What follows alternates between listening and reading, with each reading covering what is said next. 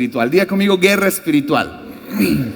Lo vamos a hacer durante 4 domingos, ¿de acuerdo?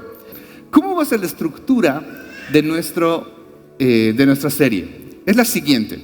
Domingo 21 de abril, que es el día de hoy, vamos a hablar acerca de la introducción, definir el reino de las tinieblas, el origen de las tinieblas, el dominio de las tinieblas, la operación de las tinieblas, un ejemplo que habla de Pedro y las tinieblas y la restauración de Pedro. El próximo domingo, el domingo 28 de abril, vamos a hablar acerca de los ángeles y los demonios.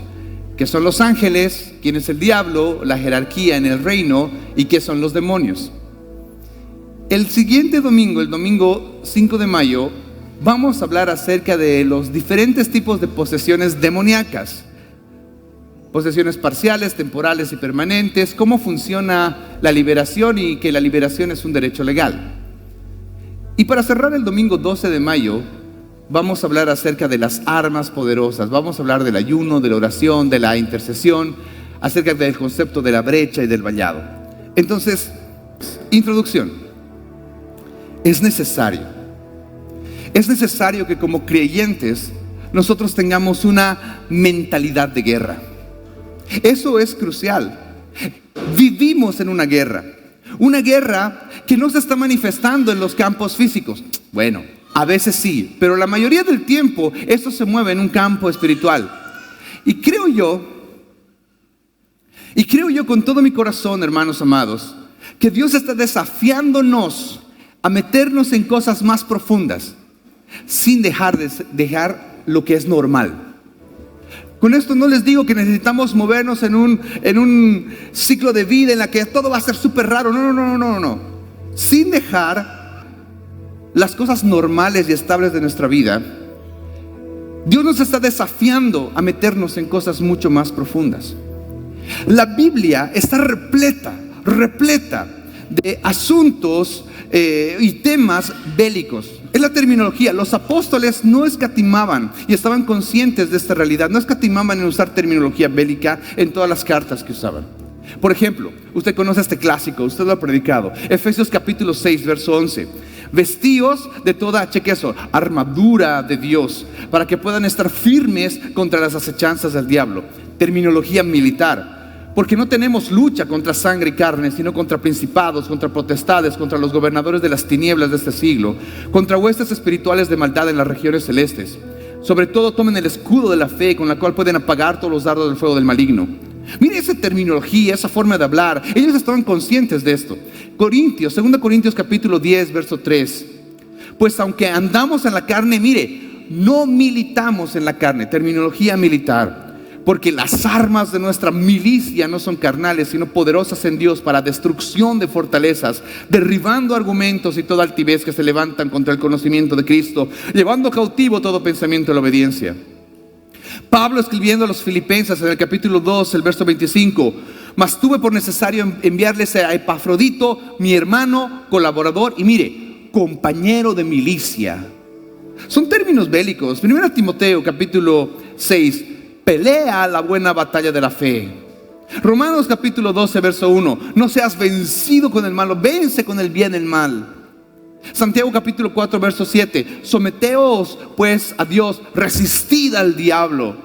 Miren, constantemente los apóstoles utilizaban términos bélicos porque nos invitan constantemente a que estemos conscientes de que la vida cristiana es una vida que tiene que estar regida en algo que la Biblia se llama una batalla, una guerra. El vivir conscientes de esta batalla que se está moviendo en medio del campo espiritual es un deseo apostólico. Diga conmigo, deseo apostólico.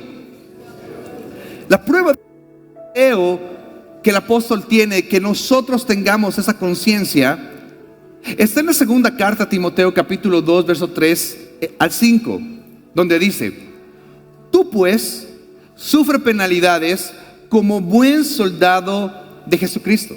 Mire cómo arranca. Tú pues, el deseo, sufre penalidades como buen soldado de Jesucristo. Y la pregunta sería: ¿y cómo es un buen soldado? Bueno, para saber cómo es un buen soldado es más fácil definir cómo es un mal soldado, ¿no? Un mal soldado sería un soldado que va a la guerra y va a perder.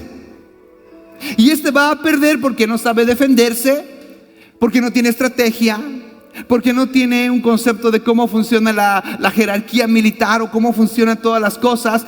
Ese mal soldado puede ser un cobarde. Eso es un mal soldado. En cambio, un buen soldado es un soldado que va a la guerra con una mentalidad de ir a ganar. Va a la guerra sabiendo cómo defenderse. Va a la guerra entendiendo cómo son las estrategias. Es un soldado que es valiente. Eso sería un buen soldado. Y saben, amados míos, a ningún soldado se lo recuerda por haber perdido la guerra. Ninguno. Yo tenía a mi abuelito, yo era muy pequeño, y él me contaba asuntos de la guerra. Y un día yo decía, ¿y qué guerra pues es esa? Es la guerra del Chaco. ¿Y ganamos? No ganamos. ¿Para qué me cuentan? No sé, porque no hay nada de honor. Así como, peleamos la guerra y perdimos, ¿no? Es como cuando jugamos fútbol y nos meten por goleada. Nadie dice, nos han goleado, ¿no? Nadie. Casi ganamos. No es cierto, perdimos. Entonces es eso. Un buen soldado, mire. Un buen soldado no es el que se queda encerrado en su casa y no sale a la batalla. Puede ser muy buen soldado, puede entender muchas cosas, pero si ese no va a la batalla, no es un buen soldado. No atendió al llamado de la guerra. Un buen soldado que nunca va a la batalla, nunca sabrá si es un buen soldado o un mal soldado. Un buen soldado, un mal soldado se define en la batalla. Si no hay batalla, ¿cómo podemos saber que tenemos un buen ejército? Podemos tener muchas estadísticas y muchos datos, pero el buen ejército se va a medir pues en la cancha, en la batalla. Un buen soldado que sabe pelear, pelea. Qué buena frase. Un buen soldado que sabe pelear, pelea. Y aquí la invitación es esto: sufre penalidades como un buen soldado de Jesucristo. ¿Puede leer conmigo el verso 4? 2, 3. Ninguno que milita se enreda. Mire, ninguno que milita se enreda en los negocios de la vida. Usted no va a ver un soldado. Los soldados nuestros en nuestro ejército están bajo bandera. Y usted no va a ver a los soldados en domingo con su uniforme vendiendo tucumanas, vendiendo salteñas ahí en la calle. No va a ver. Imposible. Porque están bajo bandera, tienen que respetar su uniforme. Usted no va a ver ahí distraído en otras cosas, en otros asuntos, sus negocios. No. El soldado está bajo bandera y no se enrola. No le es permitido enrolarse en las cosas mundanas, pongámoslo así. ¿Por qué? Porque tiene que estar permanentemente pensando en que está en una guerra. Y muchas veces, hermanos míos, nosotros nos olvidamos que estamos en un ejército. O por lo menos nunca nos han avisado. Pues hoy tengo una noticia para usted. Usted está en un ejército. Y el deseo apostólico es que nosotros tengamos la actitud de un buen soldado. Cuando nosotros fijamos nuestro esfuerzo, fijamos nuestra mentalidad a cosas del mundo, pongámoslo así, que nos van a distraer, entonces nos volvemos unos soldados que son poco operativos. Cuando él dice, ninguno que milita se enrede en los negocios de la vida, a fin de agradar a aquel que lo tomó por soldado. Y también el que lucha como atleta no se corona, sino lucha legítimamente. Esto tiene que ser algo muy en serio. El deseo apostólico es que estemos conscientes de esta batalla que tenemos adelante. Dios mismo, el cual nos llama a esta pelea, la Biblia dice de una forma muy interesante que es un Dios de batallas. 248 veces en la Biblia se utiliza un término que es Jehová de los ejércitos. Diga conmigo, Jehová de los ejércitos.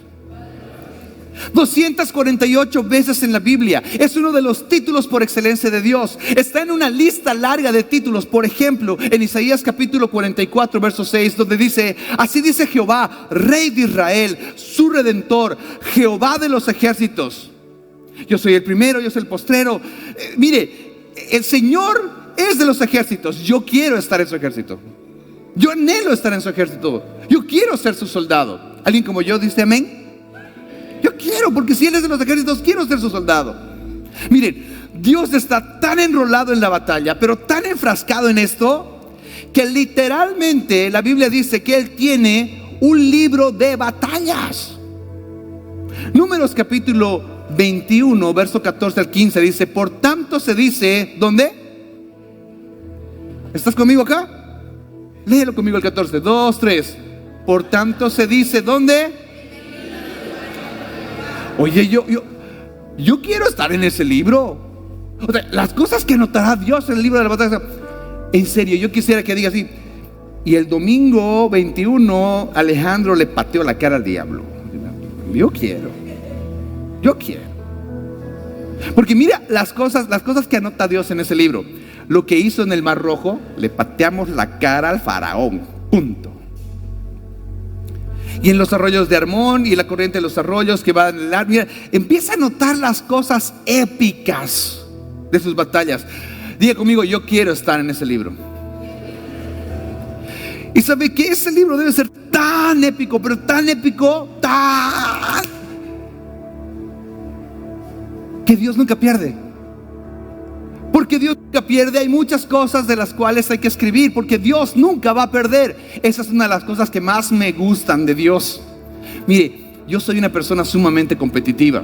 A mí no me gusta perder. ¿Alguien como yo que no le gusta perder? Oye, mentir es pecado. ¿A cuántos aquí les gusta ganar? Yo sé, el que no levantó la mano es bien diferente, pues no es cierto. No conozco a nadie que diga: ay, me apasiona perder. Qué lindo, no conozco a nadie. A todos nos gusta ganar. Y esa es una de las razones por las cuales sigo a Dios. Porque Dios nunca pierde. Amén. Él no pierde. Y si estamos en una batalla, esta batalla se va a ganar. Es una batalla que sabemos que aunque es dura, que está en el proceso, al final Dios gana. Dios gana. Primera de Samuel capítulo 17 verso 47. Y sabrán toda esta congregación que Jehová no salva con espada y con lanza, porque de Jehová es la batalla, y Él los entregará en nuestras manos. Él siempre gana. Estamos en batalla y Él va a ganar. Nos conviene estar en ese equipo. El asunto está aquí, y yo quiero poner la regla bien clara el día de hoy. ¿De acuerdo? Miren, en esta batalla hay tres tipos de personas. Hay tres. La primera de ellas es la gente que quiere meterse a hacer guerra espiritual con buenas intenciones, y el demonio los saca a patadas. En serio, hay gente que se mete a hacer algo así y el demonio va, lo revuelca y listo, ya está. Y se deprime y dice: creo que no sirve para esto. Ese es uno. El segundo grupo de gente es ese grupo de gente que ve demonios en todo lado, que ve demonios por aquí, por allá. Todo es del diablo, todo es del diablo. Le encuentra el 666 hasta el letrero en la plaza principal. Mira, el 666 ya está ahí. Ve cosas del diablo por todo lado. Pero hay un grupo de personas, porque ninguno de los dos extremos está bien. Ninguno. Hay un punto medio. Justo hay un punto medio, un espacio medio y bíblico, que teniendo la actitud adecuada, la postura centrada y bíblica, nos va a ayudar a cumplir la comisión que Dios nos ha dado. Estar en el lado de que el demonio nos saca la mugre a nosotros no ayuda a la comisión. Y el otro extremo de ver demonios en todo lado tampoco ayuda a la comisión, porque nos volvemos unos raros. La comisión, esa es la palabra que he estado usando los últimos 30 segundos. La comisión. Porque nosotros tenemos una comisión. ¿Alguien aquí ha visto películas como Misión Imposible? Nadie aquí. ¿Alguien ha visto Misión Imposible? Ok. No sé usted, pero es espectacular. Creo que ya van 6. Yo las puedo ver las 6 de cajón. Y esa es la Misión Imposible. Me pregunto por qué no habrán películas de la Comisión Imposible, ¿no? No pega, ¿no? Mucho. No pega la comisión imposible. ¿Por qué? Porque comisión es una misión paralela. Es eso. Es más, una comisión, por definición en el diccionario, es un conjunto de personas elegidas, por definición, un conjunto de personas elegidas o designadas por una autoridad para realizar una tarea. Es personas escogidas. Si tiene alguien al lado, dígale: tú eres un escogido de Dios. Dios nos ha asignado esto. El prefijo co de comisión, co es el que acompaña algo. Por ejemplo, colaborador. ¿Qué es un colaborador? Es uno que va a laborar a mi lado. Yo tengo la misión y mi colaborador es el que labora a mi lado, pero yo tengo la misión. ¿Alguien aquí vive en un condominio? Ok, voy a empezar a orar para que usted tenga lugar en un condominio. En un condominio es gente que tiene un dominio en común. Condominio. Un coactor, no es el actor principal, es el coactor. Un colíder, un copiloto. ¿Me entienden? ¿Qué es el copiloto? ¿Maneja el auto? No. ¿Dónde está sentado? Al lado. Tiene una función para ayudarle al piloto, un copiloto. Nosotros tenemos una comisión. Diga conmigo: comisión. Esto quiere decir que es una labor paralela a una misión mucho más importante. ¿Cuál es nuestra comisión? Marcos capítulo 16 verso 15 dice lo siguiente: esta es nuestra comisión. Les dijo, nos dice a nosotros: id por todo el mundo y predicad el evangelio a toda criatura. El que creyere y fuere bautizado será salvo, mas el que no creyere será condenado. ¿Cómo podemos saber si una persona ha creído o no ha creído? El que ha creído diga amén. Ok. Estas señales seguirán a los que creen. En mi nombre echarán fuera demonios, hablarán nuevas lenguas, tomarán en sus manos serpientes, y si se bebieren cosa mortífera no les hará daño. Sobre los enfermos pondrán sus manos y sanarán.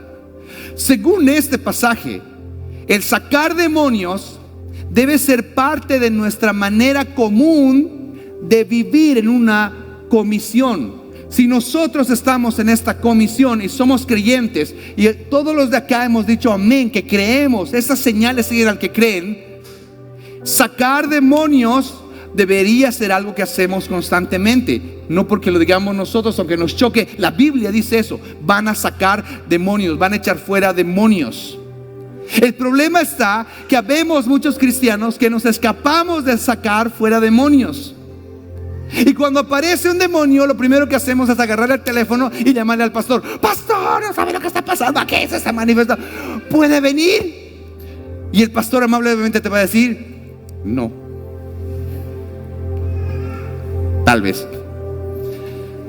Porque los pastores son personas sumamente ocupadas. Nadie sabe lo que hacen, pero nunca tienen tiempo. El problema está acá. A ver, hagamos un examen.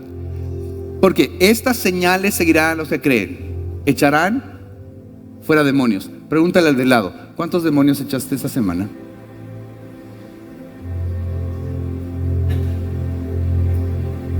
¿Cuántos demonios echaste fuera esta semana? No, pues es que por algo estoy aquí a las 9:30, porque no sabía que había. Ok, bienvenido, me alegra que estés acá. Porque el sacar demonios debería ser algo muy común en medio nuestro. ¿Por qué? Porque somos creyentes. Amén. Ok, si hay una comisión, ¿cuál es la misión? La misión la lleva adelante Jesús. La misión de Jesús, porque nosotros somos la comisión. La misión de Jesús está en Isaías capítulo 61 verso 1, donde la Biblia dice lo siguiente: el Espíritu del Señor está sobre mí. Está hablando de Jesús. Me ha ungido Jehová y me ha enviado, miren, me ha enviado a predicar buenas nuevas a los abatidos. A los abatidos es esa palabra en hebreo que es anaf, que significa deprimidos. Y discúlpeme, yo sé que vivimos en un tiempo en el cual la depresión está a flor de piel, a flor de piel. Y no es que no puede haber un cristiano deprimido, Pero que un cristiano esté luchando con la depresión es completamente incoherente. Porque lo primero que dijo Dios, ¿sabes qué? El Señor me ha mandado a predicar buenas nuevas al deprimido. Si me llamo cristiano y estoy luchando con la depresión, primero debería cuestionarme si he aprendido qué es el evangelio. Porque si soy cristiano y tengo luchas con depresión, con ansiedad, entonces Jesús no está cumpliendo su misión. ¿Cómo puedo yo cumplir la comisión si el de la misión todavía no la está cumpliendo? Mire, si está usted luchando con depresión, con ansiedad, yo le agradecería mucho que se ponga en contacto con alguno de nosotros. Llámele a la pastora Laura, llámele a la pastora Charito, llámele al pastor Luciano. Queremos conversar contigo. Porque aunque sí puede haber cristianos en depresión, no es el modelo de Jesús para nosotros. Si está luchando con ansiedad, no es el modelo de Dios para tu vida. Permítenos acercarnos a ti y ayudarte. Porque una de las misiones de Él era traer buenas nuevas a los abatidos. Permítenos hacer nuestra comisión a nosotros. Segundo, dice, a vendar a los quebrantados de corazón. Qué bonito. Mire lo que dice después. A publicar libertad a los cautivos. ¿Le suena a liberación? Libertad a los cautivos. A los presos, apertura de cárcel. ¿Le suena a liberación? A mí me suena mucho. A proclamar el año de la buena voluntad de Jehová. Gracia. A proclamar gracia. El día de venganza de Dios nuestro. Ese día en la Biblia se llama el día del rapto. A consolar a todos los enlutados. Sanidad. A ordenar que los afligidos de Sión les sea gloria en lugar de ceniza. Bueno, miren, si la misión habla de liberación, habla de restauración, habla de gracia, la comisión tiene que ir paralela a eso. Nosotros tenemos que cumplir esa comisión. Debemos caminar también liberando. Debemos caminar también sanando. Debemos caminar haciendo eso. Eso es una comisión. Entonces, amados hermanos, si no hemos hecho eso esta semana, este mes, tenemos un poco que ubicarnos y decir, ¿en qué estoy haciendo con mi vida cristiana? Porque el Señor me ha mandado a echar fuera demonios, a orar por enfermos, me ha mandado a predicar su palabra. Eso me ha pedido que haga.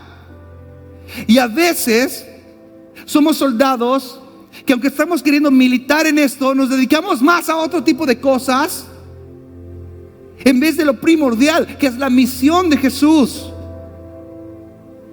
¿Y saben qué, hermanos amados? El enrolarnos en esto, el meternos en esto, es urgente. Es necesario enrolarse en esto pronto. Quitar nuestra indiferencia y empezar a correr en esto rápido. ¿Saben por qué? Porque la Biblia dice en Mateo capítulo 11 verso 12, dice lo siguiente: desde los días de Juan el Bautista hasta ahora, el reino de los cielos sufre violencia y los violentos lo arrebatan. Mire, he escuchado un montón de predicaciones pésimamente usando este versículo, diciendo lo siguiente: hay que ser violentos para arrebatar las cosas del reino. El reino de los cielos se ha acercado, entonces los violentos arrebatan las cosas de Dios. Arrebata la bendición. Sé violento con Dios. No, para un ratito. No está diciendo eso el pasaje. La Nueva Traducción Viviente, que es una versión que no todos son amigos de ella, es mucho más clara en eso.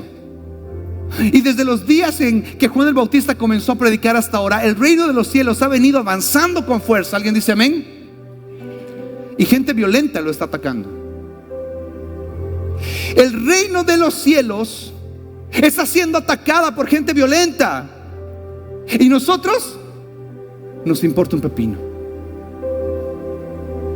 Nuestra actitud tiene que cambiar, iglesia preciosa. Dios está llamando a la guerra, a tener una actitud, gracias por ese amén, a tener una actitud de levantarnos y saber que militamos dentro de un ejército. La primera iglesia, la iglesia primera, siempre hablaba de eso. Existe una batalla marcada. El reino de Dios, el reino de los cielos, el reino de la luz está siendo golpeada por el reino de las tinieblas. Y hoy, a diferencia de siempre, hoy no quiero hablar del reino de Dios. Hoy quiero que juntos revisemos algo que se llama el reino de las tinieblas. Porque si el reino está siendo golpeado, si el reino de Dios está siendo golpeado, hay su contrario, que es el reino de las tinieblas. ¿Cuántos alguna vez han escuchado el concepto, el término o la frase reino de las tinieblas? 1, 2, 3. ¿Hablan en serio, Ned? Ahora sí, hablando en serio, levantemos nuestra manito. ¿Cuántos han escuchado la frase reino de las tinieblas? Ok. ¿Sabía que esa frase no aparece ni una sola vez en la Biblia? Empecemos por ahí. Búscalo, googléalo. Siempre hablamos del reino de las tinieblas, pero el reino de las tinieblas no aparece ni una sola vez en la Biblia. ¿Cómo sabemos que aunque la frase reino de las tinieblas no aparece, efectivamente es un reino? Se asume que las tinieblas es un reino por pasajes como Colosenses capítulo 1, verso 13 al 14, donde dice: porque Él nos libró del dominio de las tinieblas y nos trasladó al reino de su Hijo amado, en quien tenemos redención, el perdón de pecados. Mire, porque Él nos libró del dominio de las tinieblas. Las tinieblas tienen un dominio, y el contrario al dominio de las tinieblas es algo que la Biblia lo llama el reino de su Hijo amado. Entonces, si ese es un reino, se asume que las tinieblas también tienen que ser un reino. Es muy absurdo, es muy difícil entender que uno puede irse en contra de un reino sin ser otro reino. Tiene que ser algo organizado. Para tener un dominio, porque ese es el término que se utiliza, el dominio de las tinieblas. Para tener un dominio, tiene que tener un método de gobierno.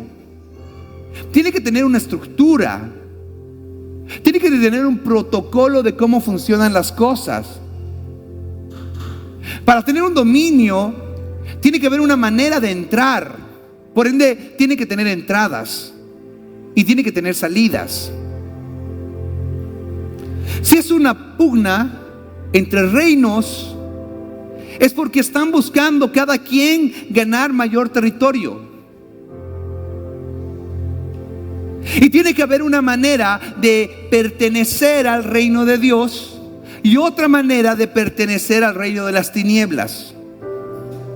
Y si hace la distinción de esto, uno no puede estar en los dos lugares.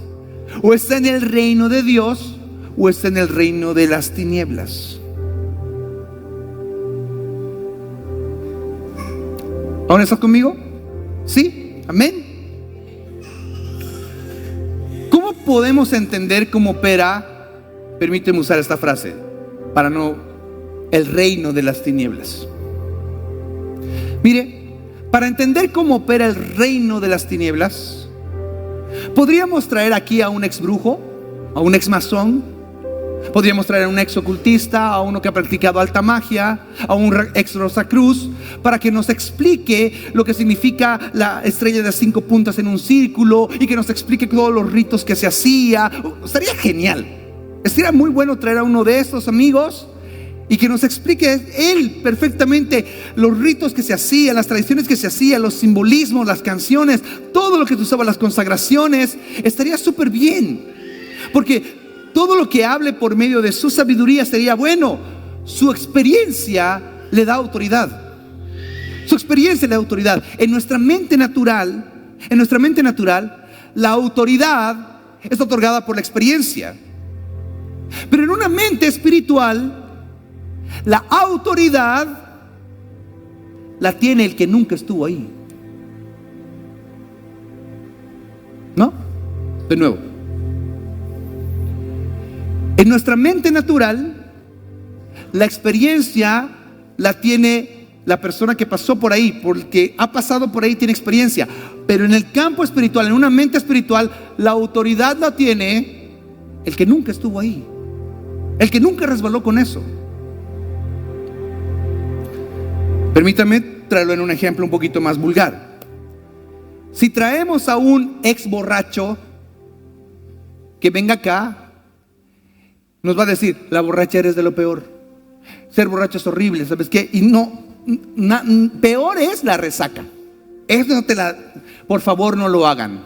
Ok, le creemos porque tiene autoridad por lo que pasó. Pero creo que en lo espiritual, mayor autoridad tiene una persona que se para acá y diga: ¿saben qué? Jamás me emborraché.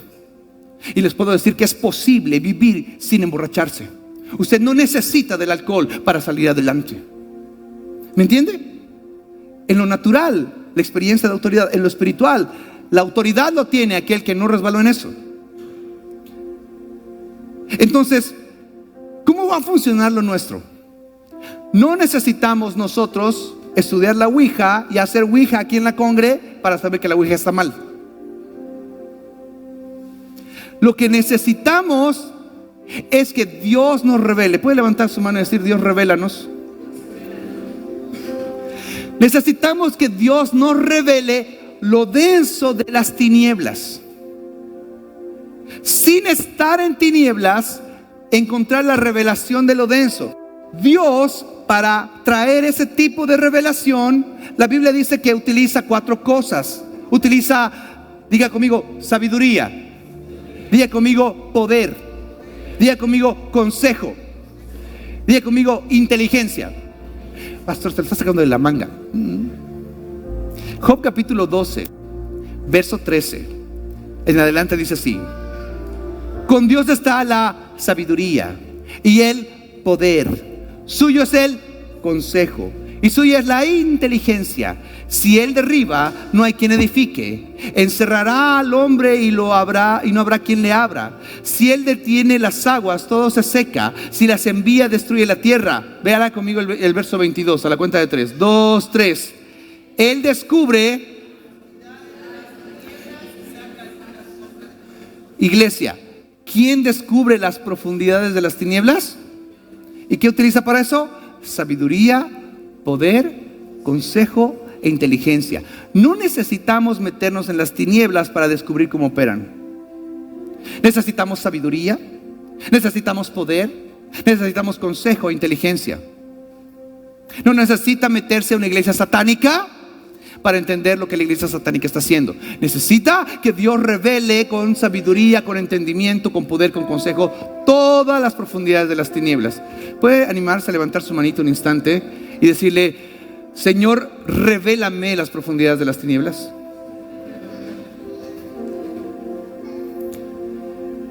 Es Dios quien revela todo. Y su Biblia explica todo. Empezando el origen del reino de las tinieblas. ¿Cuál es el origen del reino de las tinieblas? Mire, voy a decir algo que es muy posible que ustedes agarren, me tiren una silla y digan: usted es un blasfemo. Pero por favor, aguántese hasta terminar el concepto. Es más, voy a usar la frase para librarme yo. La Biblia dice, acá ¿ves? Ya está, que el origen de las tinieblas es el principio. En el principio, el mundo de las tinieblas y la luz eran uno solo. En el principio, las tinieblas y la luz estaban juntas. Génesis capítulo 1, verso 1 al 4 dice así. Yo sé, los que están viniendo los miércoles, esto ya es repetitivo, pero aguántenme. En el principio creó Dios los cielos y la tierra estaba desordenada y vacía. La pregunta típica para llegar a este punto es: en el principio Dios creó. ¿Puede Dios crear algo desordenado y vacío? No. Algo tiene que haber pasado entre el verso 1 y el verso 2. Ahí vamos.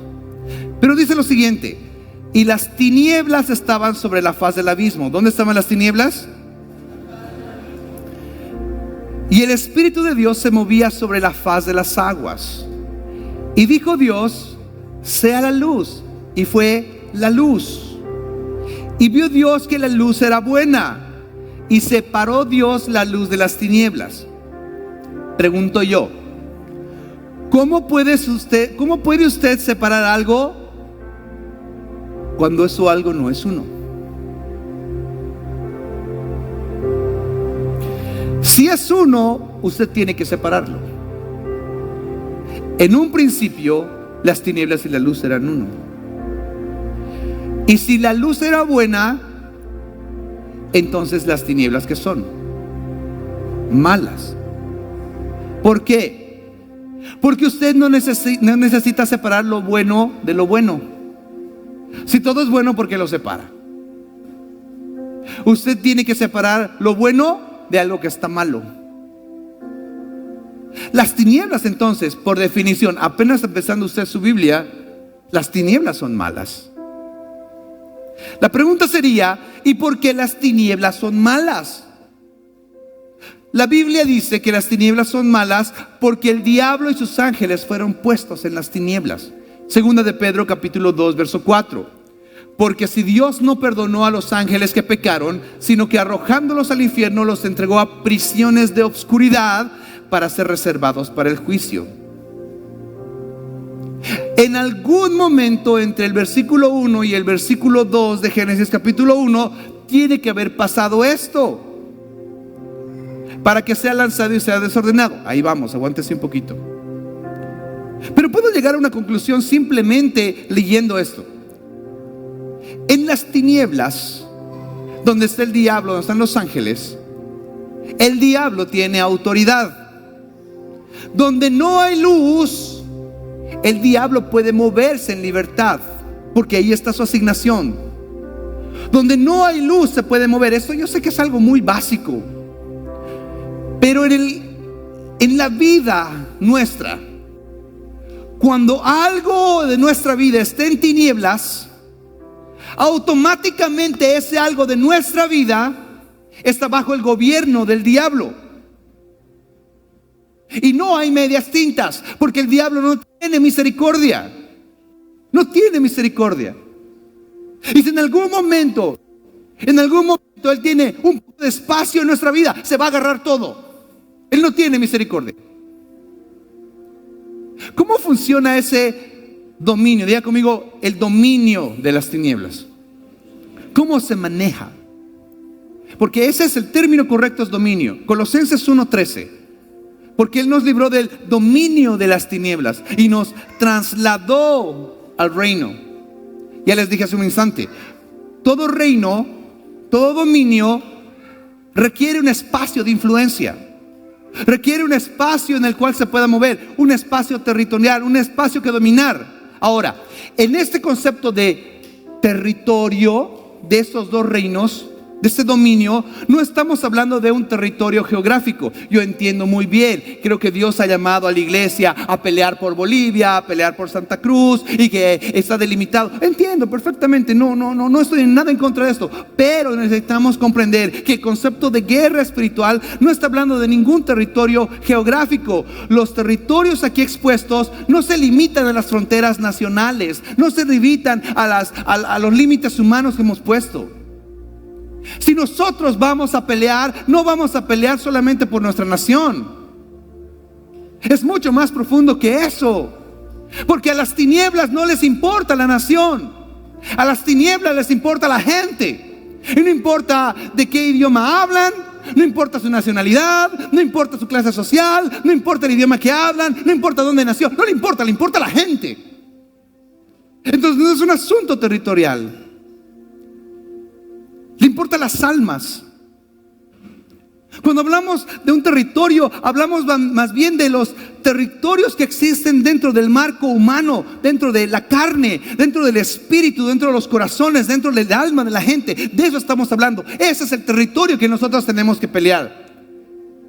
Una batalla que se rige con un tiempo y un espacio determinado. Ya se empezó a poner denso este asunto, ¿no? Y recién estoy empezando.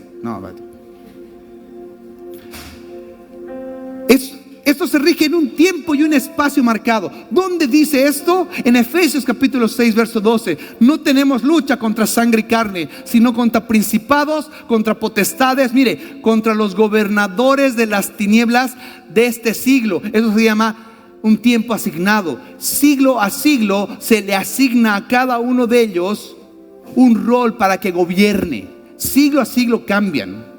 ¿Se acuerdan cuando hemos hablado del Dios de este siglo? Siglo a siglo la lucha es diferente.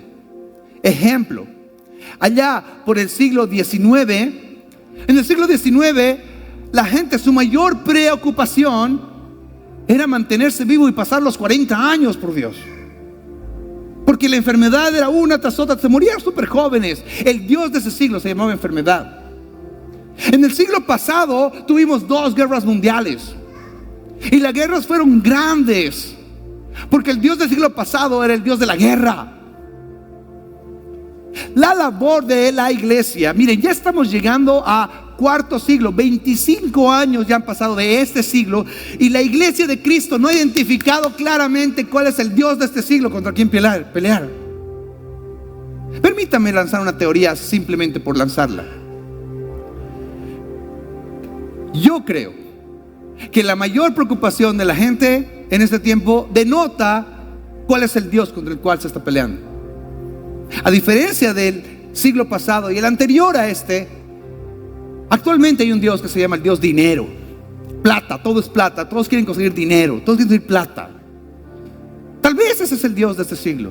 Y por ende ese Dios va a empezar a marcar ciertas estrategias para poner gobernadores de las tinieblas de este siglo. Eso se llama tiempo asignado. Hay que entender en qué tiempo estamos, en cuál nos estamos moviendo.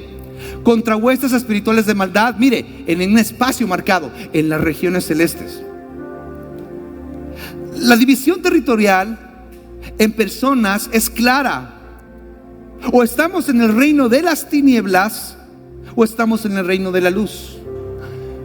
Porque aquí nosotros deberíamos empezar a revisar este concepto. ¿Podríamos nosotros estar pensando que estamos en el reino de la luz, pero en verdad estar en el reino de las tinieblas? ¿Verdaderamente? Sí. Primero de Juan capítulo 2 verso 9 dice así: el que dice que está en luz y aborrece a su hermano, todavía está allá en tinieblas. Uno puede profesar, venir a la iglesia, a servir en la congregación, tener un lenguaje adecuado. Sí, soy cristiano, que levanto mis manos, que llego puntual, que no chateo en las prédicas. Puede. Pero si aborrece a su hermano, está en tinieblas. Entonces, ¿puede una persona profesar una fe cristiana? Hermano, los del miércoles, no, ¿y estar en tinieblas? Claramente sí. El verso 5 de 1 de Juan 1 dice así. Ese es el mensaje. ¿Pueden leer conmigo esa parte? Miren, esto es crucial. Verso 5, 2, 3. Este es el mensaje. Y anunciamos: Dios es y no hay ninguna tiniebla en él. Mire, hay una partición clara entre tinieblas y Dios. Si decimos que tenemos comunión con él, yo estoy en luz, yo estoy bien, y andamos en tinieblas, ¡mentiroso! Y por más de que podemos profesar, no profesamos la verdad, porque en él no hay medias tintas. Mire cuán crucial es esto, porque dicen, pero caminan en tinieblas. Por ende, hermanitos amados, no es lo que confesamos, es en qué reino estamos. Y a veces queremos hacer guerra estando en el equipo contrario. No se puede, perdóname, pero no se puede. No se puede. Queremos estar en la guerra en la cual nos hemos metido y estamos metidos en tinieblas. Déjeme decirle una cosa: Dios es luz, no hay tinieblas en él. No hay uniforme mixto, no hay.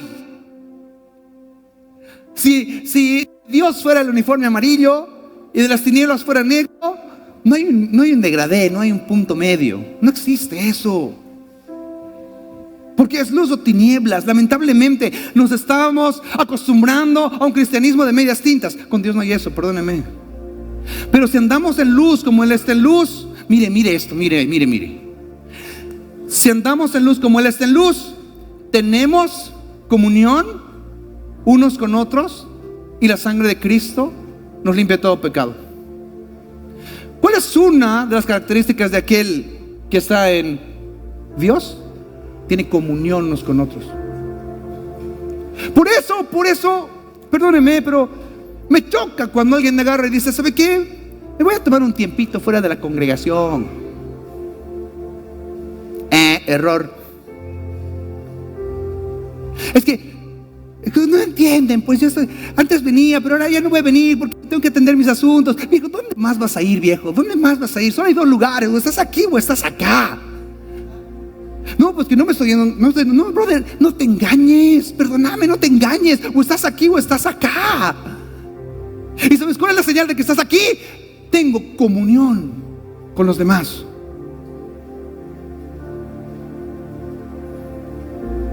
Alguna vez alguien me dijo, bueno, no alguien, muchos, mi respuesta es siempre de eso, ¿no? Así como miel, ¿y Jesús tiene la culpa? No, es pastor, no me ha buscado, no me ha llamado, pastor, ¿qué es de su vida? Siempre le digo, estoy ahí, donde me dejaste. Yo sigo exactamente donde me dejaste. Donde lo dejé, donde me dejaste ahí, en comunión con los hermanos, con unos con otros. Vente para la comunión, volvamos a ser amigos, volvamos a caminar juntos. Pero es que tiene que venir a ser amigo conmigo. Perdóname, hermanito, no voy a ir a ser amigo contigo. Vente aquí, tú te fuiste. Tú te fuiste.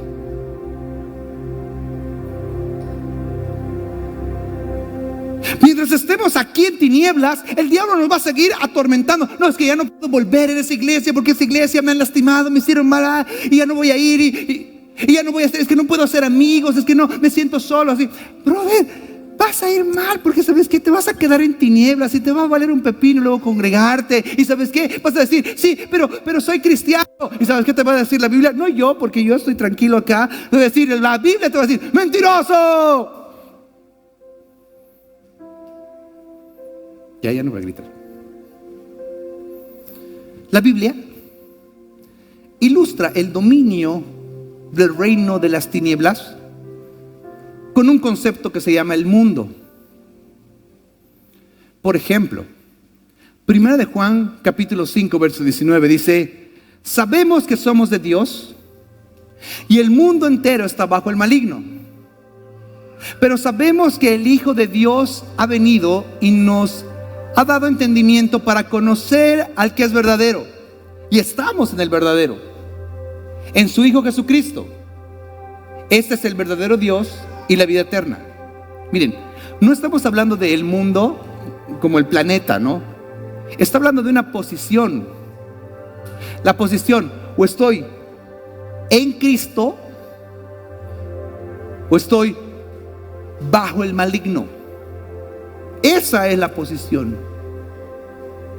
No está hablando de que del planeta mundo. Es posición. Usted y yo tenemos que decidir día a día si vamos a estar en Cristo, en luz, en el reino de Dios, o estar bajo el maligno. Y le puedo asegurar que si usted se pone bajo el maligno, va a conjugar el verbo crujir. ¿Alguien sabe conjugar verbos? Un verbo jugar. Yo juego, tú juegas, él juega, nosotros jugamos, vosotros jugáis, ellos juegan, ¿lo ve? Si está en tinieblas, va a conjugar el verbo crujir. Yo crujo, él cruje, ellos crujen, nosotros crujimos, vosotros crujís.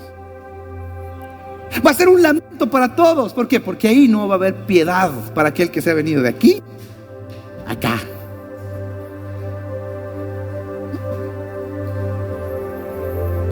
Dios es el dueño de la tierra. Su reino se está estableciendo en la tierra. Salmo capítulo 24 dice así: de Jehová es la tierra y su plenitud. El Salmo 15 dice: Él ha dado la tierra a los hijos de los hombres. ¿Saben qué? Este planeta tierra es de Dios, no es del diablo. Y se lo ha dado a sus hijos, te lo ha dado a ti y me lo ha dado a mí. Aquí el intruso es el diablo. Aquí el intruso es Él. Él es el que está queriendo ganar territorio de personas, región, todo. ¿Y saben qué, hermanos amados? Todos lamentablemente, nacimos en tinieblas, todos sin excepción. Cuando Él nos salva, nos muda de reino. Colosenses capítulo 1, una vez más. Porque Él nos libró del dominio de las tinieblas y nos trasladó al reino de su Hijo amado, en quien tenemos redención y perdón. ¿Alguien alguna vez se ha trasladado de casa? Levante la mano el que alguna vez se ha trasladado de casa, se ha mudado. Hay otros que no, que siguen viviendo en la misma casa donde, Dios los bendiga. A los que levantaron la mano, les pregunto yo, cuando te trasladaste de casa, ¿dejaste tu cama ahí? Ya no voy a vivir aquí, que le vaya bien, devuelvo a la señora su alquiler, que le vaya bien, me voy a mudar a mi casa nueva. Pero ¿sabe qué? Lo voy a dejar mi cama ahí ya para cuando esté por aquí pasando y me pille la noche. ¿Sí? ¿Así es? Mire, señora, disculpa, mire, usted sabe, me estoy mudando a este lugar mucho más bonito, pero ¿sabe qué? Voy a dejar aquí mi ropa de invierno, ¿ya? Y cuando sea invierno, cuando venga su brazo, voy a venir a sacar de aquí mi ropa. ¿Le parece, señor? No. Nadie se muda así, nadie. ¿Sabe qué dejamos? Me incluyo. Díganme amén para no sentirme solo en la galaxia. ¿Sabe qué dejamos en la casa que estamos dejando? Pura basura. Cosa que no nos sirve. Así ya está nuestra mente en nuestra nueva casa, así. Y esta madera, la madera que has guardado para hacer un cuadrito, ¿la llevamos? Ya déjalo eso, ya vas. Y te mudas a tu casa nueva. ¿Pasa o no pasa? ¿Alguien como yo? Ay, gracias, Señor, ya me sentí culpable. ¿Por qué es eso? Él nos ha trasladado a su reino. ¿Por qué vuelves por la basura? ¿Por qué volvemos por las cosas que hemos dejado allá atrás? Él nos ha trasladado. La pregunta hoy es esta: hermano amado, ¿en qué reino estás? ¿En qué reino estoy? Todos los días hay que preguntar eso. Ahora, ¿cómo operan? Qué larga esta prédica, ¿no? Burrísimo, ya.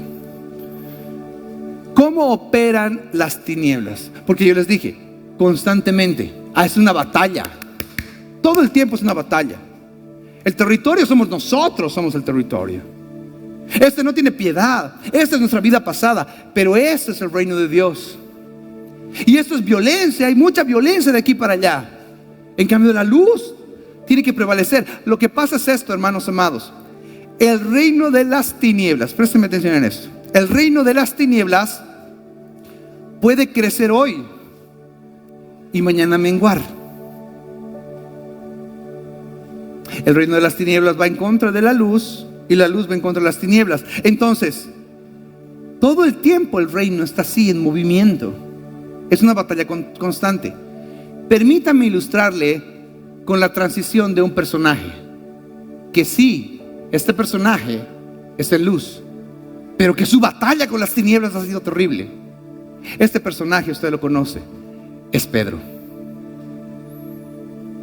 Pedro, que discípulo de Jesús, seguidor de Él. Este Pedro ha estado en esa batalla constante con las tinieblas. Y mire cómo las tinieblas pueden invadir la vida de un creyente. Mateo capítulo 16 dice lo siguiente. Está narrando un evento impresionante. Capítulo 16, verso 17. Entonces le respondió Jesús: bienaventurado eres Simón, hijo de Jonás, porque no te lo ha revelado carne ni sangre, sino mi Padre que está en los cielos. ¿Qué está pasando en este capítulo? Está pasando lo siguiente. En el verso 17, un poquito más arriba, lo que hace Jesús es decir: ¿quién dice la gente que soy? ¿Quién dice la gente que soy? Y los demás le dicen que Juan el Bautista, que un profeta. Y ustedes, ¿quién dicen que soy? Miren, tú eres el Cristo, le dice. Tú eres el Cristo, el Hijo del Dios viviente. Pedro, tú le diste el clavo. Eso no te lo ha revelado carne, no te lo ha revelado. Es el Espíritu Santo trayéndote revelación, Pedro. ¿Por qué el Espíritu Santo le trajo tremenda revelación a Pedro? Mire, estamos en el capítulo 16. En el capítulo 14, un poquito más atrás, Pedro está en una barca. Y en esa barca, Pedro está lloviendo y aparece Jesús caminando por el mar. Y le dice: Pedro, vente para acá.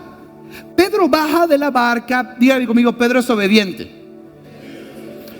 Baja de la barca y camina. No sé cuánto, 1, 2 pasos, no importa cuánto caminó. No era una maratón de caminar en el mar, ¿no? 1, 2 pasos, suficiente. Que haya caminado 2 pasos es más que tú y yo juntos. Pero es porque ese hombre camina sobre el agua, es obediente. En el capítulo 15, Pedro es portavoz de sus hermanos, porque va donde Jesús dice: Señor, explícanos esto. Y él dice: muy bien, porque tú me lo estás pidiendo, te lo voy a explicar. Pedro es obediente, Pedro tiene comunión. Y porque es obediente y tiene comunión, viene revelación del Espíritu Santo y le cae el quinto de que realmente Él es el Hijo de Dios. El Espíritu Santo escoge al discípulo que tiene más fe para ser usado por Dios. Y a causa de eso, mi conclusión es que algo empieza a pasar en el corazón de Pedro. Porque 4 versículos, 4 doritos adelante, o sea, nada. 4 doritos después, Pedro tiene un choque con Jesús. Mi conclusión personal es que Pedro empieza a llenarse de orgullo. Camine por el agua, los demás no. Soy portavoz oficial de todos los demás, a mí me hacen caso. Y es más, ahora el maestro dice que el Espíritu Santo hablaba conmigo. 4 versículos más adelante, Jesús anuncia su muerte a sus discípulos. Mateo capítulo 16, verso 22. Entonces Pedro, diga conmigo: ay, Pedro. Tomándola aparte, comenzó a reconvenirle diciendo: Señor, ten compasión de ti, que nunca, de ninguna manera eso te acontezca. Se lo ilustro. Jesús dice tal cosa y Pedro le dice: Jesús, ven un ratito, Jesús, ven. Mira, Jesús, tú y yo somos amigos. Espíritu Santo te usa, Espíritu Santo me usa. Permíteme darte un consejo, Jesús. No digas esas cosas. No hables así, porque Dios es amor. Tranquilo, Dios no va a permitir. O sea, ¿ya estás viendo allá a Pedro a la misma batalla de Jesús? Y mira, tomándolo aparte, bla, bla, bla. Pero Jesús es violento cuando se manifiesta la oscuridad. Y mire lo que dice el verso 23. Pero él, volviéndose, le dijo: Pedro, quítate de delante de mí, Satanás, me eres tropiezo. ¡Wow! 4 versos después: apártate, Satanás, me eres tropiezo. ¿Por qué no pones la mira en las cosas de Dios, sino en la de los hombres? Mire, yo imagino que Pedro se queda como que: oye, pero que no era el Espíritu Santo conmigo, ¿qué ha pasado? Jesús está por ser entregado. Lucas capítulo 22, verso 29. Y Jesús dice esto: yo pues les voy a asignar un reino. Les doy un reino. Como mi Padre me lo asignó a mí, les voy a dar la comisión para que comáis y bebáis en mi mesa, en mi reino, y se sienten en tronos juzgando a las 12 tribus de Israel. Pero dijo también el Señor: hey, Simón, Simón, he aquí Satanás os ha pedido para zarandearlos como trigo. Examen, porque ya estamos terminando. Examen. ¿Quién está en tinieblas? Satanás. Él gobierna en tinieblas. Dios es luz. No hay tinieblas en Dios. ¿Qué derecho, pregunto yo, qué derecho tiene de reclamar Satanás algo del reino de la luz? No tiene derecho. ¿Qué derecho tiene de reclamar algo que no posee? Si hay luz, ningún derecho. Pero si hay oscuridad, ese es mi territorio. Y un poquito de oscuridad. Entonces tengo derecho a pedir. Y le dice: mira, Pedro, Satanás te ha pedido a ti para agarrarte a patadas. Mira, Pedro pelea con su orgullo. Pedro pelea con su orgullo y dice: ese Pedro es mío, le vamos a sacar la mugre. Porque nunca las tinieblas va a tomar con piedad a la gente. Y saben que muchas veces caminamos en derrota en nuestra vida, en nuestras áreas de la vida, porque jugamos con el pecado y el diablo está reclamando su espacio. Muchas veces no logramos las cosas que tenemos que lograr porque caminamos en tinieblas y el diablo está reclamando su espacio. Pero mire cómo es Dios. Jesús en el 32 dice: pero ¿sabes qué, Pedro? Pedro, mira, 32. Pero mira, Pedro, yo he rogado por ti, porque tu fe no te falte. Y tú, una vez vuelto, estoy leyendo bien, ¿no? ¿Dice eso? He rogado por ti para que tu fe no te falte, y tú, una vez vuelto, confirmes a tus hermanos. Pregunto yo, ¿de dónde tenía que volver? Vas a tener que irte para allá, Pedro, porque te van a sacar la mugre. Pero ¿sabes una cosa? Mira, aquí está el punto. Primero, mi oración es que tu fe no te falte. Porque sí. La primera, Dios nos traslada a su reino de Hijo. Estoy en el reino, camino en luz. Pero algo hago yo, que me voy otra vez acá, a las tinieblas. Discúlpeme, no existe ningún verso bíblico que diga que Él de nuevo va a ir y nos va a retrasladar al reino de las tinieblas. No hay. ¿Por qué? Porque la primera vez Él nos saca. Y si nosotros retornamos la segunda vez, brother, tienes que volver tú solo. Es un asunto de fe. Pedro, he orado por ti para que tu fe no te falte. Porque cuando estés allá, Pedro, vas a necesitar fe. Vas a tener que acordarte de todas las cosas que he dicho. Que si peco, abogado tengo para con el Padre. Que soy un escogido de Dios. Que Dios no ha terminado su obra en mí. Y si esa fe, porque la fe viene por el oír la palabra de Dios, esa fe que no te falte, porque con esa fe vas a poder retornar una vez más a donde tú te perteneces, donde te he puesto tu casa, que es el reino de los cielos. Y muchas veces nosotros pecamos, mis hermanos, y sabes que estamos esperando: Señor, rescátame, Señor, sácame de esto, Señor, ¿cómo puedo caminar? Vente de una vez, yo ya lo hice. He orado para que la fe no te falte, y una vez que regreses, manifiestes a tus hermanos, confirmes a tus hermanos. Qué terrible es vivir en los dos lugares. Mira el 33. Él le dijo, diga conmigo: ay, Pedro. Él le dijo: Señor, dispuesto estoy a ir contigo no solo a la cárcel, sino también a la muerte. Diga conmigo: un poquito de orgullo, ¿no?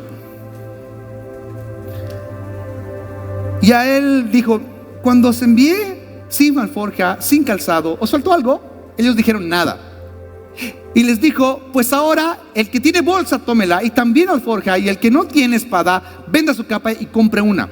Jesús les está diciendo: amigos, vamos a entrar en un tiempo de guerra espiritual, van a tener que tener una espada. Jesús les advierte que como les entrega este reino, esta comisión, ahora su vida tendrá que ser una vida de guerra espiritual. Jesús les advierte esto. Ahora, Marcos, miren, diga conmigo: ay, Pedro.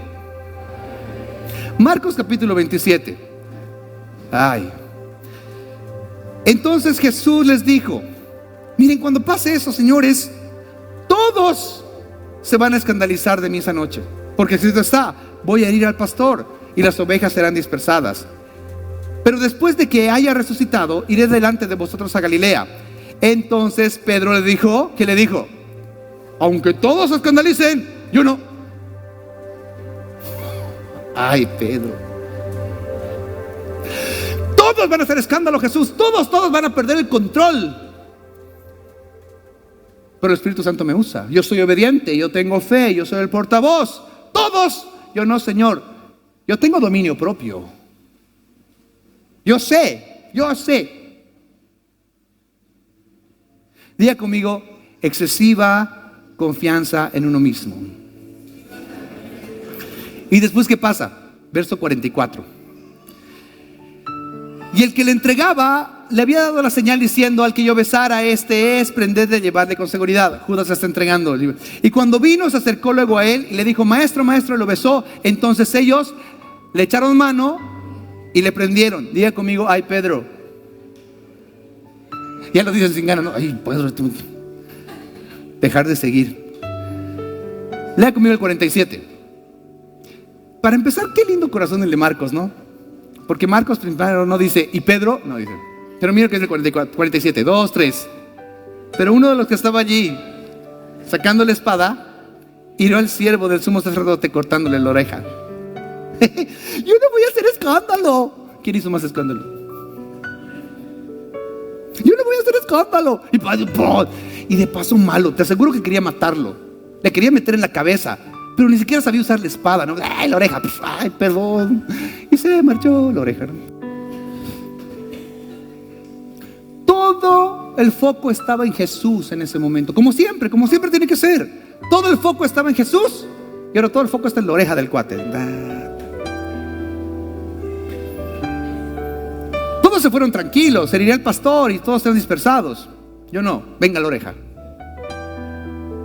Y pensamos que nuestra labor es defender a Jesús. Bueno, esa es otra prédica. Después del escándalo de confianza, dicen, ay, tinieblas en mí, por favor. El que quiere estar firme, mire que no caiga. Yo soy el firme, ¿no? Mateo 26. Mire cómo está la oscuridad ya completamente. Mateo 26. Pedro estaba sentado fuera del patio. Se le acercó una criada diciendo, tú estabas con Jesús del Galileo. Mire que no era una pregunta, ¿tú estabas con Jesús del Galileo? No, es, tú estabas con Jesús del Galileo. Mas él negó delante de todos diciendo, no sé lo que dices. Diga conmigo, mentira. 71. Saliendo él a la puerta, lo vio otra. ¿Qué otra? Parece que es otra pequeña que le dice, hey, tú estabas con Jesús el Nazareno. No le vuelve a preguntar, lo afirma, tú estabas. Pero él negó otra vez con juramento, no conozco. Juro que no conozco. Mal, ¿no? Un poco después, acercándose los de que ya estaban, dijeron a Pedro, verdaderamente tú eres de ellos, porque aún tu manera de hablar te descubre. Las tinieblas pueden reconocer a los hijos de luz cuando hablan. Pero acuérdese, no es lo que dicen, es donde están. Él está alejado de Cristo. Y mire cuán fuerte es, porque este parece que tiene un demonio adentro. Es donde está. No puedes hacer guerra en el espíritu si eres parte de las tinieblas. Porque el 72 dice, entonces comenzó a maldecir y a jurar. Empieza a actuar como un endemoniado. No conozco a ese hombre, y enseguida canta el gallo. Miren, este hombre, si se le parece un demonio ese rato a Pedro, ¿qué va a hacer? Si le tiene miedo a una niña con un palo, ay no, yo no estoy con él, no. Si se le parece un demonio, en fin, hablando como un demonio en tinieblas. Pasó lo que Jesús dijo que iba a pasar. Pero miren qué hermoso es Dios, porque Él está en luz y mira allá. Siguiente. Y cuando lo restaura, la luz se llega hasta donde está Pedro, o mejor dicho, Pedro llega donde está la luz. Marcos capítulo 16 dice, vayan, Jesús resucitó, digan a los discípulos y a Pedro, oye Pedro, en la luz ya está Jesús, vayan, díganle. ¿Cómo sabemos? ¿Cómo sabemos que Pedro pudo ser restaurado? ¿Quiere que le diga cómo sabemos que Pedro volvió a estar en la luz? ¿Cuál es una característica de los que están en la luz? Diga conmigo, comunión con los demás. Porque Jesús se volvió a unir a la comunidad de Jesús, Pedro se volvió a unir a la comunidad de Jesús. Primera de Juan 1:7. Pero si andamos en luz como Él está en luz, tenemos comunión unos con otros.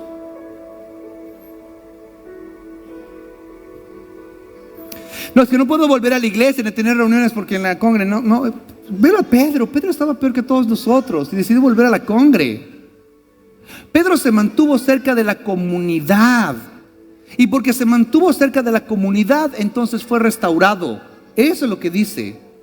Y vemos en Pedro esa actitud. Mateo capítulo 26, verso 75. Entonces Pedro se acordó de las palabras de Jesús que le había dicho: antes de que cante el gallo me negarás 3 veces. Y saliendo fuera lloró amargamente. Eso se llama arrepentimiento. Un creyente que constantemente se arrepiente y se vuelve a unir a la comunidad de Jesús, entonces va a caminar en luz. Mientras el cuate siga con anticuerpos: no, es que me van a rechazar porque yo he sido un pecador, no, es que me van a rechazar porque no, yo quiero cuidar mi corazón, y que hermano, vas a estar en tinieblas por siempre. Y vamos a decir: ¿sabes qué? No, es que en esa iglesia me voy a ir a otra congregación. En esa congregación vas a pasar exactamente lo mismo, porque no es en la congregación en la que estás, es el territorio que decides asignar.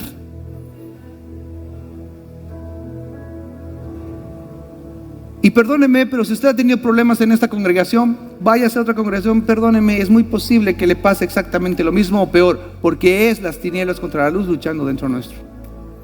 Ya de una vez volveremos una vez más a ser comunidad. Terminé. Pero meditemos en esto. Solamente quiero invitarles a revisar el corazón de Pedro. Y sí, hoy era la introducción y el asunto de las tinieblas. Hablar de demonios, vente el domingo, ahí hablamos de demonios. Porque el que no vive en arrepentimiento, aún siendo de la iglesia, su destino es las tinieblas. Véngase la alabanza. ¿Cómo podemos saber que Pedro aprendió la lección? Sencillo. Por cómo Pedro escribe la comunidad. Primera de Pedro capítulo 5, verso 6 en adelante. Después de tremenda experiencia, dice: hey, no sean orgullosos. No sean orgullosos, no piensen que se las saben todas.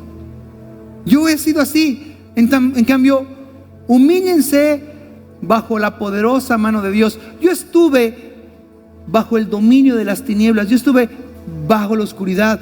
¿Saben, muchachos? Es mejor estar bajo la poderosa mano de Dios. ¿Saben por qué? Porque va a llegar un día en que Él los va a exaltar cuando fuere tiempo. Cuando fuere tiempo. ¿Qué cree usted? Que cuando llegó, el cuate no llegó medio raro, ¿no? Así, pucha, yo he negado a Jesús, he sido un boca floja. Y ahí estaba Juan, el amado, ¿no? Bienvenido a casa, qué bueno que viniste, ¿no? Vente, brother. Oye, comeremos la cena del Señor. No, vos serví, vos lo vas a hacer mejor. Mira, yo he negado a Jesús, me he alejado. No, Pedro, ven. Y cuando viene el Espíritu Santo, Pedro, cuando llegue el momento, van a ser exaltados. Él se encarga. Cuando llegue tiempo, echando toda vuestra ansiedad sobre Él, porque Él tiene cuidado de ustedes. Miren, Él sí sabe lo que es estar ansioso. A veces nosotros decimos: ay, es que tengo ansiedad, ¿no? No, Pedro sabe lo que es estar ansioso. O sea, en tu ansiedad no has llegado a negar a Jesús, ¿no ve? Sí. Él sabe lo que es humillarse. Verso 8. Sean sobrios, velen. ¿Saben por qué? Porque nuestro adversario, el diablo, está como león rugiente alrededor buscando a quien devorar. A mí me ha comido, me ha destrozado. ¿Crees que no lo va a hacer contigo? A mí me ha destrozado. Al cual resistid firmes en la fe. Una vez más, batalla espiritual. Estad firme en la fe, sabiendo esto, que no hay cristianos con pedigrí, cristianos especiales. No. Sabiendo esto, que los mismos padecimientos se van a cumplir en todos nuestros hermanos, en todo el mundo. Si le pasó a Pedro, te puede pasar a ti, me puede pasar a mí. ¿Sabe por qué? Porque hay un enemigo que nos quiere despedazar. Último versículo de esta parte. Mas el Dios de toda gracia, que nos llamó a su gloria eterna en Jesucristo. Después de que hayan padecido un poco de tiempo, Él mismo os perfeccione, os afirme, os fortalezca y les establezca. No me haga caso a mí, hagámosle caso a Pedro. Humíllense, arrepiéntanse en el reino de la luz, porque si damos un pequeño espacio nos va a despedazar. Primer principio de guerra espiritual: para hacer guerra espiritual, usted y yo tenemos que estar en la luz.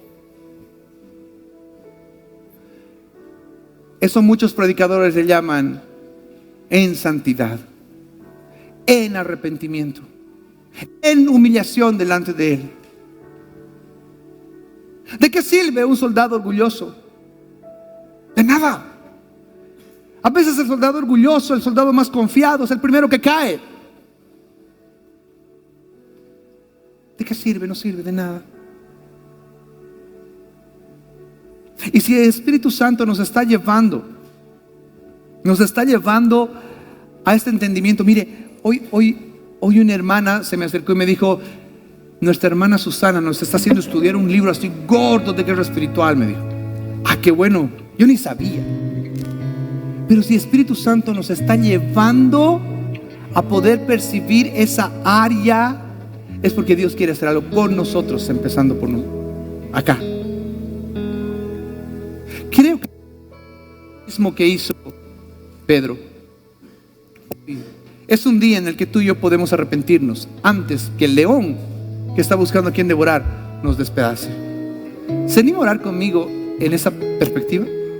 ¿Será que podemos ponernos en pie un instante?